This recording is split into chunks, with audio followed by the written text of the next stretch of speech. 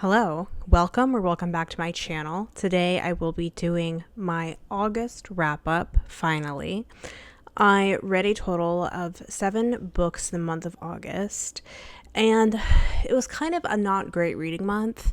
Not that 7 is not that little, because it is a decent amount, but I read a lot of books that I just felt were sort of mediocre. They weren't bad enough to DNF, but they weren't really good enough to really engage me. And so I felt like my reading last month was a bit slower.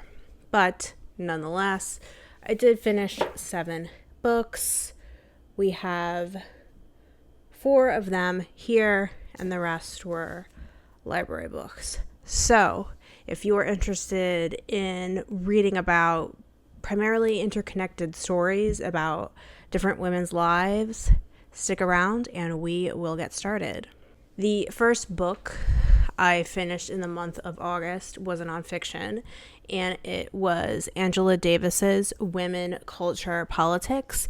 This was published in 1989, and the title is sort of a follow-up to her landmark book, Women, Race, and Class.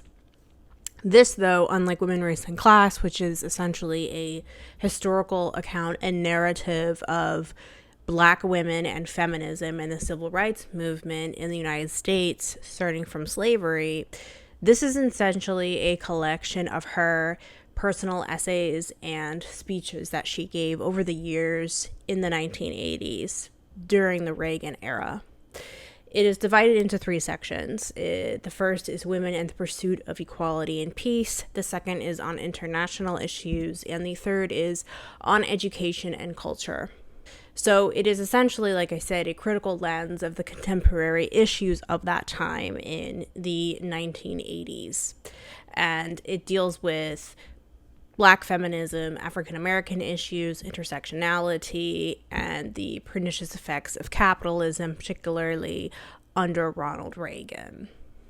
I think the thing that struck me about this book was, unfortunately, how little had changed in the past 40 plus years, which was kind of depressing, and it was hard to read in this political climate. I do think, though, that there are some pretty good essays that deal with issues of the time that are still relevant to this day. One, she has an essay on here about debunking myths about welfare, which are still trotted out to this day by conservatives, saying that the welfare state, starting in the 1960s, destroyed the Black family and all of that, always being couched in these very misogynistic, racist terms, right? And she goes over that essentially line by line, debunking it and breaking it down.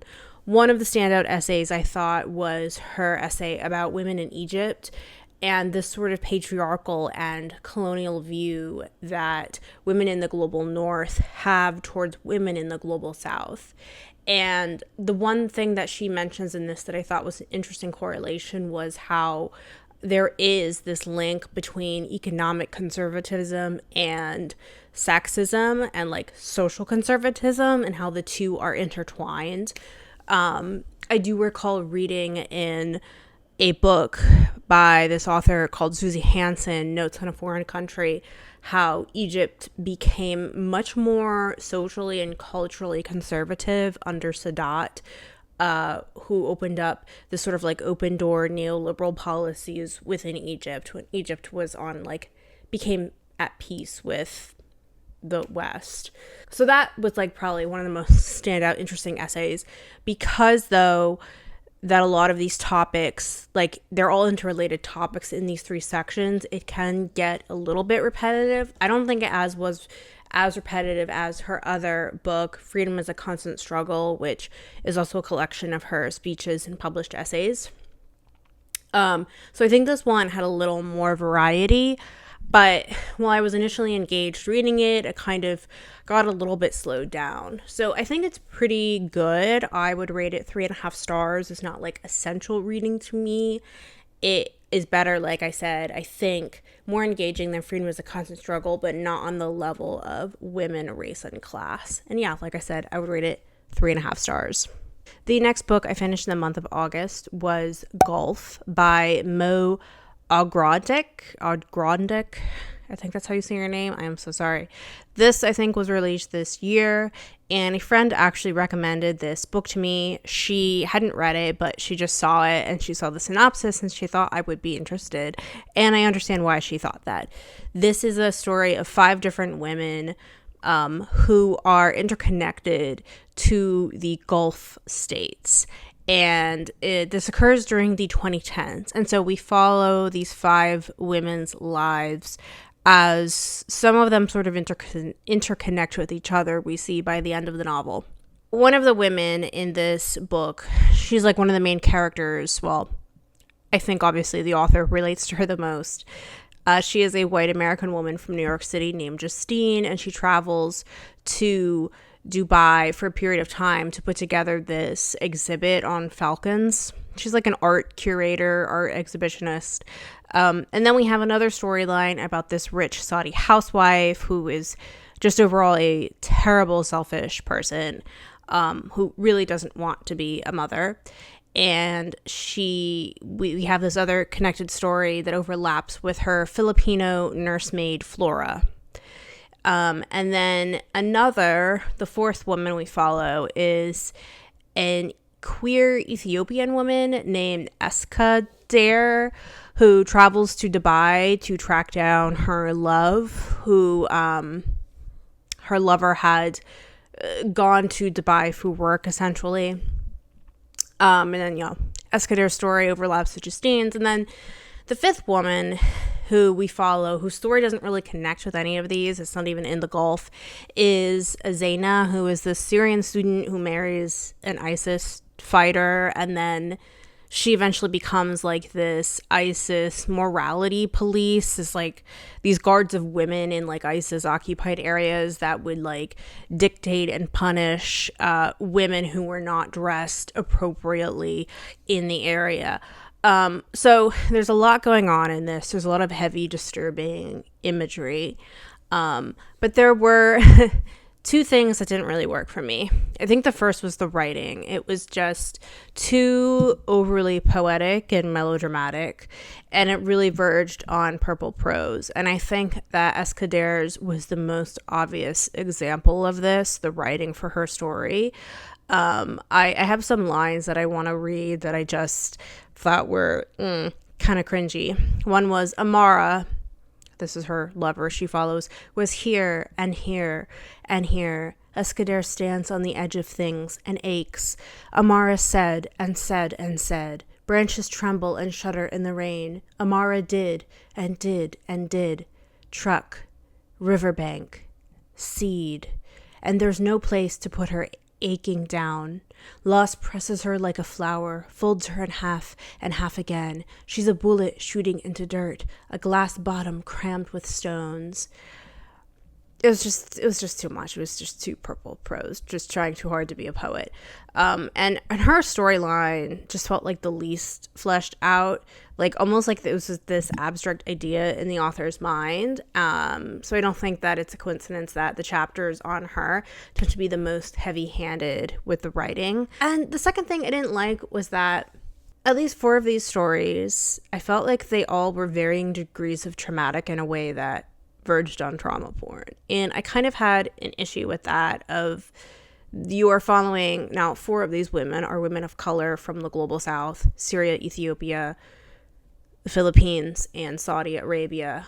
And the only woman's body who we don't get like really graphic or who doesn't have like really traumatic things happen to her is Justine, the white American art curator. And to me, there is something a bit voyeuristic and fetishistic of a white Western writer writing trauma porn about women of color from the third world. There's just something icky about it. And so that just made me cringe. Zaina's story, I don't understand why that was relevant, because Syria is not a part of the Gulf states. It's part of the Levant, unless you're just someone that just has this Orientalist mindset of like, oh, all those countries over there are the same. So yeah, like heads up, trigger warning on some stuff, particularly Flora, the Filipino nursemaid. Her story really explicit scenes. I just didn't need to see, like, with breast milk, that, no. So, yeah, just overall, like I said, the only one that really had any bodily dignity was the white American tourist, Justine. And that just left a bad taste in my mouth. And that with, like, the purple prose and sections, So, it did keep me interested to some extent, but this was not really it. 3 stars. The third book I finished in the month of August was We Are All Equally Far From Love by Adania Shibli. She wrote the really great novella Minor Detail, and so I went out and bought this at Barnes & Noble. Did not have it at my library in physical form. And I was a little disappointed, and I don't think it was anything to do with the author. I think it had to do with the translation. I think this is an example of a book where something was lost in translation. And we even know that in the story, parts of the text are missing, as you will see by the translator's note at the end. So it's not initially clear in the story, but it has 8 different chapters, this story. And they're all interconnected in some ways, although not entirely. The first follows this unnamed woman, we presume in Palestine, in occupied Palestine, who writes letters to a man at the request of her boss, and then she ends up falling in love with him, and they begin this personal correspondence until one day the letters stop, and she doesn't know why, and she slowly loses her mind. And the second is this girl named Afaf in the West Bank, somewhere in the West Bank. She works at the post office, and her father is like some sort of collaborator with, I guess, the Israelis. He might be like part of like the PA, the Palestinian Authority, which is like a collaborator organization. And she's like deeply unhappy with her life. She dropped out of school, and something happens where she like does something with a letter, but that part is sort of cut. And that we know it's related to the first chapter, but we don't really know why or how. We know that her mother, this girl, left her father for another man, and then you wonder, okay, is this related to like the first chapter? And then there's a couple other chapters that we follow where presumably is Afaf's mother. The 4th chapter is like the perspective of the man she's having an affair with, and on and on and on. And so it's not quite clear to me if we're following different characters with each chapter, or if we do circle back to the same voices, because all of these are, I think they're written in, sometimes they're 3rd person, some are 1st person. But again, it's still not really clear like who we are following. And then like the last chapter becomes metafiction. We essentially like break the 4th wall, so to speak. I just was sort of confused. The writing was good. I think it was pretty. It essentially is a story about like longing for connection and loneliness and isolation. But because I like Adania Shibli's writing, I think that she has this very stark way of rendering people's emotional states while they are performing these very monotonous tasks and going about their day to day. And she's really able to capture all of the tension and like turmoil of emotions that can simmer underneath the surface, which is something she did really well in Minor Detail. But I just was confused, and I think it was just a poor translation, and I wish I could have understood the story better and who we were following and who was speaking. So unfortunately, as much as I like this author, or I liked her other work, Minor Detail, I have to rate this book 3 stars.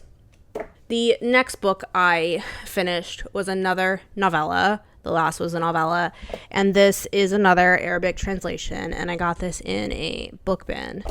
And it is called The Tent by Miral al-Tahawy. This was originally published in Egypt by the American University and Cairo Press. I want to see it was translated by Anthony Calderbank.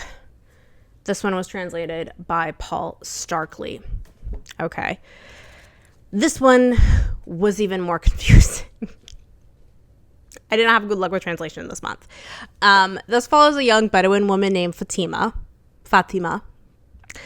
in Egypt, and she we follow essentially her descent into madness, which is like a common theme of books I read about women. It's not clear what time period in Egypt this is. Presumably her family is somewhat well off, or they're at least middle class because they have servants. We learn about like the day-to-day and Fatima's, her interactions with her grandmother, who is this like very strict disciplinarian. Fatima's mother is sort of like ill, but she's like always sleeping, so you can tell there's a mental issue going on there. And then the father, he like comes and goes on business trips. And then there's this whole cast of like women that you have her sisters, and then you also have the servants and the outside neighbors. And this was where I kept going back to like the translator's note or like the introduction, because I didn't know who was who, and I wouldn't have been able to keep it straight. Who was a sister? Who was a servant? That was very confusing. Eventually one day, this like white European woman named Anne comes, and for reasons it's not clear, Fatima goes and lives with her, and then something happens to her there physically and mentally, and that's essentially the novella. It wasn't clear to me like what Anne was. Was she a missionary? Was like, what time period was this? She takes an interest in like Fatima's horse, but I just didn't know why Fatima went to live with her. I was confused. I did not know what the hell was going on in this. And yeah, it just didn't really capture me. It didn't captivate me. It didn't stick. Unfortunately, I have to rate this 2.5 stars. It just wasn't. I would not have finished this if it was not so short. But yeah, I don't really recommend it. Sorry. The next book I finished in the month of August was Nightbitch by Rachel Yoder. I had been planning on saving this for October to do like October themed Halloween reads, but I'm not good at reading like theme stuff during the month. I'm just not. So this is a modern feminist twist on Kafka's The Metamorphosis. And this follows a woman, I don't think she's named. She is this college-educated liberal arts grad, and she's an artist. She's like a conceptual artist. She had a job, but when her son was born, just juggling both the job and being a mom was too much. And so she decided to be a stay-at-home mom because her husband's job, they could financially afford it. And so we see that she's noticing these postpartum changes in her body that just aren't normal. She's noticing that she's getting more hairy, she's getting fang teeth, she's getting this urge to just randomly howl. And so over the novel, she becomes more dog-like, literally, even in her parenting with her son. And she ends up looking into this condition. She finds this sort of like hippie woo-woo author that had wrote case studies about women who were animal-like, who transformed into animals, as a way to sort of like escape the conditions of their patriarchal reality, right? And so in this book, there's a lot of musing and themes about how like modern motherhood is very all-consuming in a way that fatherhood normally isn't. And how women are still expected to sacrifice everything, not just their careers, but like their entire identities, because being a mom just consumes you. And there is definitely a lot of like dark tongue-in-cheek humor in this.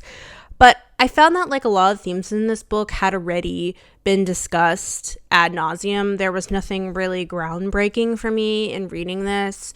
I also felt like the magical realism element wasn't really handled the best. It was a little sloppy because I felt like the rules of like the magical realism weren't really established well. In one scene she turns into it's sort of like wolf-like dog, but it's like a dog, and her husband walks in and she runs away, and it like he never brings it up. And then like later on she turns into a werewolf.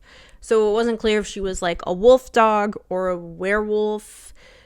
I don't know. I was kind of confused. I felt like this book wanted to be like Mona Awad's Bunny, and it wanted to have that sort of fever dream, woman losing like a grip on reality and, people turning into animals.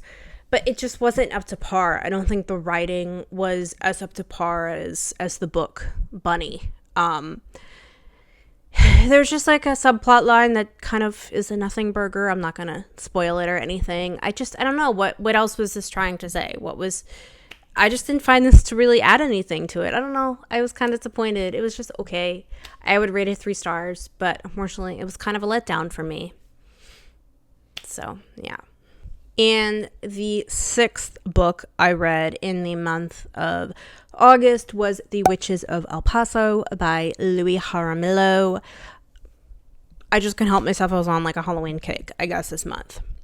So this is a magical realism historical fiction novel that has a time traveling element to it. And I picked it up. Well, this was also recommended by a friend.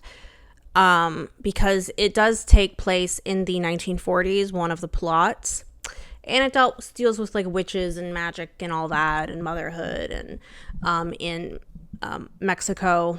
I guess it's kind of like on the borderlands, because I don't know. Anyway, so there, in the present, we have a lawyer woman named Marta. She is like in her late 40s. She has a son, I think, and a husband, and she's handling this sexual harassment case against like this big conglomerate company. And her mother is this old 90-something woman named Nina, who was always seen as a little bit kooky, a little bit off. And we learn, Nina talks about like wanting to see her lost daughter. And so we go back into the 1940s. That's another one of the plots, where Nina is a young woman and she is caring for her sister's children. And one day, like, Nina's starting to notice when she's a young woman, these like changes. She has like these sort of weird magical powers. And one day she just like gets up and she walks into like essentially the 1700s in colonial Mexico, and she ends up staying at this convent for witches, essentially. And there she harnesses her powers and ends up in this sort of love affair thing with this man. So the 1940s, the story jumps back and forth between the 1700s, Nina in the 1700s, and Marta and Nina as an old woman in the present, right? And I think I kind of thought this would deal more with the 40s, and it doesn't. The writing is just sort of mediocre. I think that the cadence and the dialogue for the 1700s just didn't really ring true. I mean, I don't really know like what 1700s dialogue was like in colonial Mexico, but the people talk very modern. The love story that is between Nina and this like rich spoiled guy is kind of predatory. I don't know. I think the story was a little bit like trite and on the nose, and it was supposed to deal a lot with like women's strength and magic and motherhood, but again, this just had a story like, I felt like the story had a lot of potential and it just didn't really hit for me. The ending is a little odd. It comes out of left field. Wasn't really a fan of this one either. It was just okay. It was just mediocre. So I would also rate it 3 stars. And now the last and final book I read in the month of August was another book bin book, and it was Girl, Woman, Other by Bernadine Evaristo. I've heard about this book from BookTube, and I was like, oh, okay, I think people said it was great. So I picked it up. It's quite long. And so I know when I had read earlier this month Golf, I thought that like 5 women and their interconnected stories was a lot. This one is 12. This is 12 Black British women and their interconnected stories. And it is divided into several chapters, 5 chapters. And then under each chapter, there's like 3 different women we follow. So it's usually like a mother is one chapter, a daughter, and then like some other woman, like the grandmother or something like that. So a lot of the book is about, I guess you could say like the Black British woman experience and how multifaceted it is. And it deals a lot with like themes of gender and sexual orientation and gender identity and race and being an immigrant and finding your voice and all of that. All of these women they're connected, but like by a very thin thread, and some of them do feel a bit like, I mean, you will see the epilogue does kind of like wrap things up a little bit. It's not really much of a plot in this. It's really, like I said, just like an exploration of different facets of Black British women's identity. So the writing style does take a bit to get into because it's kind of written like a prose poem, I would say. It is not written like a standard novel. And when I realized that this was like all of the book and not just the first woman's chapter, I was a little put off by it, but then I did get into it. I didn't have a problem with it, even though it is a prose poem. It's not like too flowery or overwrought. I definitely thought the writing was better than the writing in Gulf. But yeah, I think this was something of an example of something it's really well written, but I just felt like there was way too many stories going on here, way too much like minute detail that could have been cut. Like, we get the wholeness of this unique array of like what it means to occupy all of these different spaces of intersecting identities, and I think that was done really well, but I just don't know if we needed so many different characters. I just wasn't as enraptured in the whole story, like the whole book, as much as I wanted to be. And it's quite long. It's over 400 pages. So it was okay. I would rate it 3.5 stars. It was better than mediocre, but it wasn't quite like a 4-star book, in my opinion. And yeah, those are all of the 7 books I read in the month of August. I think September will be a better reading month. But yeah, a lot of those books dealt with women's interconnected stories. So let me know in the comments below what your favorite read of August was, how your summer reading went, and yeah, please comment, like, subscribe, and I will see you in the next one. Bye-bye.